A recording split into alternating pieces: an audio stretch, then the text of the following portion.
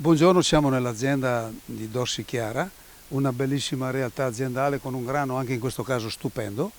E, c'è da osservare che anche i grani della Dorsi Chiara sono tutti inseriti nella filiera carta del mulino Barilla.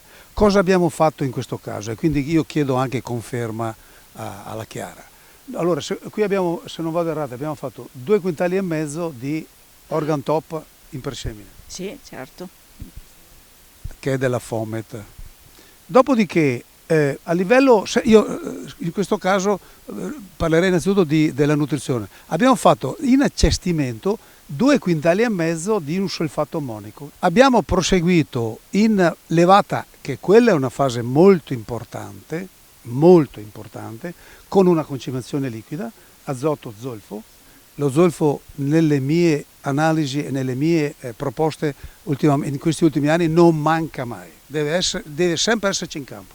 E dopodiché, da un punto di vista, abbiamo usato anche in questo caso Axial One, diserbo della Syngenta, più Zippa, perché anche in questo caso avevamo delle infestanti difficili, anche se per esempio lei è molto amante di vedere dei rossi, delle colorazioni rosse in campo, che però insomma è sempre meglio toglierle, servono i papaveri resistenti, che lei ne ha sempre avuti tantissimi, ma in questo caso con lo Zippar più l'Axial One siamo riusciti a controllarli bene.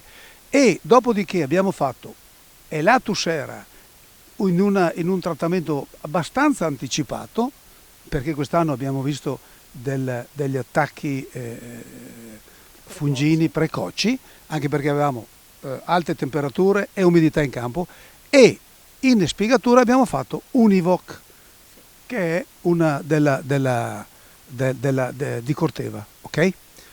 E in un'altra parte, oltre ad aver usato un doppio trattamento di 1,25 di Pentac 5 ala, sia nel diserbo che nel trattamento fungino di foglia bandiera, abbiamo usato anche l'Ostrale sulla spiegatura. Va bene?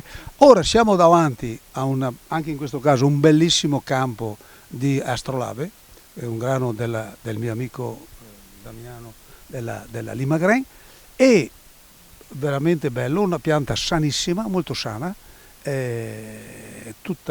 non vedo segno di allettamento, anche se abbiamo avuto una stagione contro, diciamo, perché abbiamo avuto dalla grandine alla tantissima pioggia, e io lo vedo decisamente bello, e secondo me qui abbiamo anche una produzione decisamente interessante. Vorrei sentire dalla Chiara cosa ne pensa in merito, come lo vedi? Io confermo che sono molto soddisfatta, anche perché abbiamo avuto una brutta grandinata anche ieri con eccessi d'acqua, di pioggia, e devo dire che questa qualità è quella che probabilmente ha resistito meglio rispetto ad altre che in alcuni punti sono un po' in difficoltà.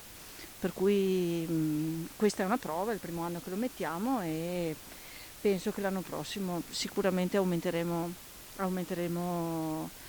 gli ettari, sì, senz'altro. I complimenti sono già stati fatti da Arnaldo e dalla proprietaria dell'azienda, però devo io fare i complimenti ad entrambi. Intanto all'azienda per aver scelto la varietà LG Astrolabe. Non è sempre facile decidere di cambiare una varietà quando magari all'interno dell'azienda ci sono già delle varietà affermate, quindi bisogna affidarsi sicuramente alla parte tecnica. LG Astrolabe è sicuramente in questa situazione veramente molto, molto bello.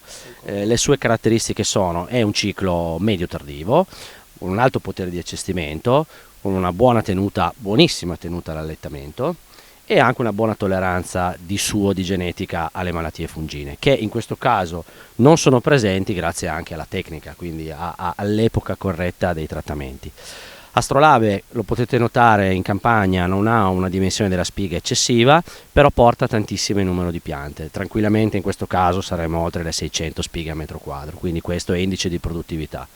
Come caratteristiche, e l'ha detto prima all'inizio Arnaldo, è inserito nella carta del mulino, quindi nell'importante filiera italiana, vuol dire che ha determinate caratteristiche che piace all'industria. In particolare è un panificabile con un W tra i 180 e i 200, ma ha una bassa tenacità, che quindi è estremamente importante per le lavorazioni del mercato italiano. Quindi è a granella rossa, habitus tipicamente invernale, quindi si può tranquillamente seminare già nella prima decade di ottobre, non crea nessun tipo di problemi. Anche l'infittimento, come in questo caso in queste zone si utilizza quantità di seme abbastanza elevato, comunque non porta né a problemi particolari sulle malattie fungine, tantomeno a problemi per l'allettamento, che è un altro argomento molto importante.